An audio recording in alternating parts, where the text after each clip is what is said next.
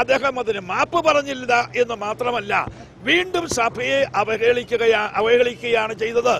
പ്രതിപക്ഷ നേതാവ് ഉമ്മൻചാണ്ടിയെ ഊമ്പൻചാണ്ടി എന്ന് പറഞ്ഞ പദപ്രയോഗം എന്ത് എന്ന് ഞാൻ മുഖ്യമന്ത്രിയോട് ചോദിക്കട്ടെ.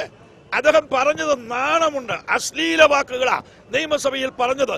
പട്ടിയുടെ തൂങ്ങിക്കിടക്കുന്ന ഒരു സാധനമുണ്ടല്ലോ എന്ന് പറഞ്ഞ അദ്ദേഹം ബാക്കി പറഞ്ഞത് ഞാൻ പൂരിപ്പിക്കുന്നില്ല.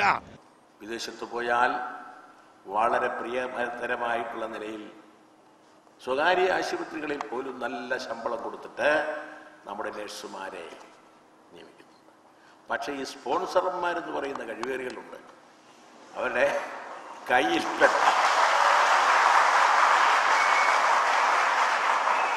കയ്യിൽപ്പെട്ടാൽ 15,000 രൂപ അവിടെ ശമ്പളം കൊടുക്കുമെങ്കിൽ ഒരു 3,000 അവർക്ക് കൊടുത്തിട്ട് 12 അവൻ പോക്കറ്റിലാണ്.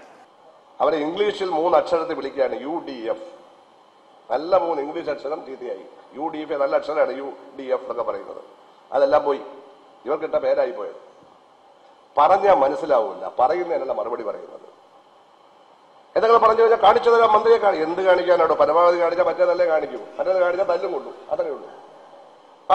എന്തോ കാണിക്കാനാ ഞങ്ങളോട്. മറ്റേത് കാണിച്ചാൽ അടി ഉറപ്പാണ്. അപ്പോൾ കാരണം അത് നിയമവിരുദ്ധമാണ്, കാണിക്കാൻ പാടില്ല.